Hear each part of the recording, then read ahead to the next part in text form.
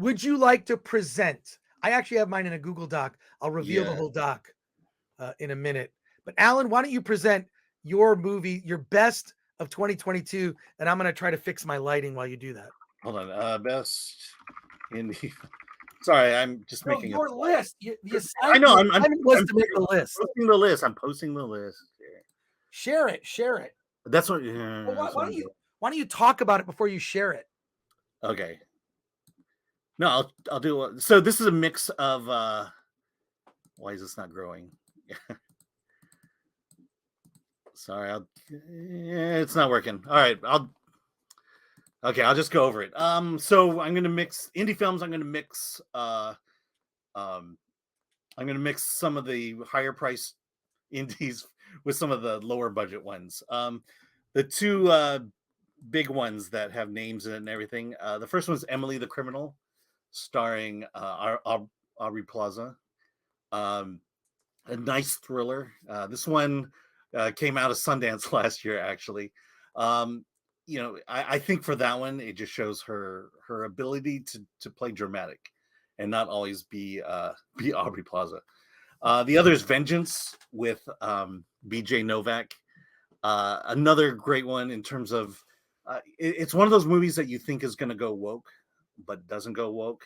And it's about a New Yorker who has to go into Texas to report on a story, and he gets very affected by Texas itself. The the low budget indies. One I'll bring up is Ninja Badass. I wish I had these had images for you here, but it's a very low budget ninja comedy starring white people. Very funny, very crazy. The other one is Corsicana. And I do need to bring this one up. Let me pull it up here. Or can't spell it right. Yeah, the other is Corsicana. It's some people have talked about it this year, but when we talk about black heroes of the old, Corsicana is one. It's a story of Bass Reeves, who was he was a former slave, but he was a bounty hunter. And I'll pull the review up here. Whoops. There you go. So yeah, Corsicana here. Story of Bass Reeves, who is kind of on his final mission to take down a bounty as a bounty hunter. And again, black story here. And then the last one, which I will bring up, is called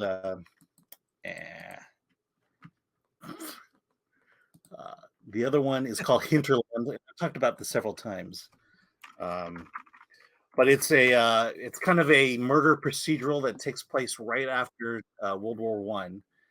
And what I like about this one is it's a tale that takes place after World War One, but it's also very visually stylistic.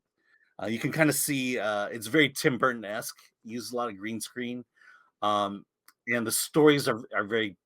I would liken it to Tim Burton as well, but you can kind of see the lines here, just how off-putting they can be and how great that is.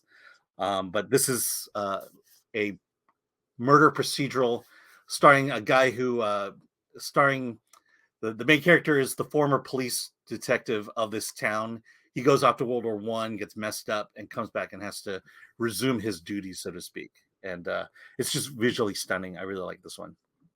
All right, those are my 5. That's interesting. Can you throw up your list again? Yeah. I was adjusting my lighting and made virtually no improvement whatsoever in my lighting. Yeah, I'm trying to make this. I can make this bigger. Wow, these are your top. Oh, these are best indie films. What are your top films? No, you said look at our header there. Top indies. Indies. Okay. Well, I didn't put that header up. Did I put that up? Yeah, you did. That's why I thought we were talking about top indies. Okay. All right. Well. Okay. I mean, I could do my top. I've gone through all that. All right, well, I do have a top. All right, well, I'll just do my list here. Okay. The top. Those are good. Those are solid indie choices. Yes. I'm gonna do my top films of the Okay, year. and then I'll do mine after that. Okay, good. Top films, because here's the problem: is the top indies. Then we're kind of getting into award this territory. Yeah. So, but let's just because and the bottom is going to be very easy because it could be like almost most of the movies. So my top, not going to surprise you, at number 5, Avatar: The Way of Water. I was surprised how much I enjoyed the movie. I was also surprised that it was a film that leaned into very universal themes and storytelling, which I thought was great. Excuse me. So, yeah, Avatar: Way of Water, number 5 on a list of 5. Number 4, Babylon. And I might actually switch that with number 3, Tar. At number 2, Top Gun Maverick. Number 1, go ahead. You can guess it. That's right. RRR, number 1 on that list. So there you go. Okay. Very excited. I can show, let me share screen here because I have a whole bunch on my honorable mentions. So let me get to that. Let me zoom in. Oh, I don't think I have to. I'll zoom in a little bit here. Since I know how to do it now. There you go. Okay.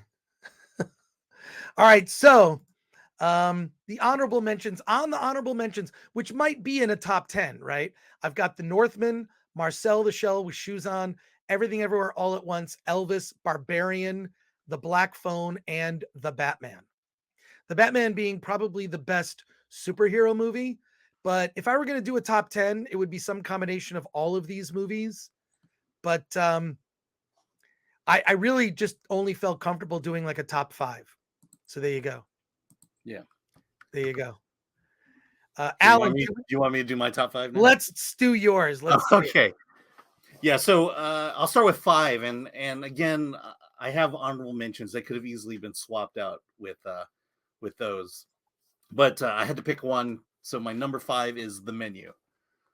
Just a surprisingly well thought out, clever story, and it's about food too, and I love food.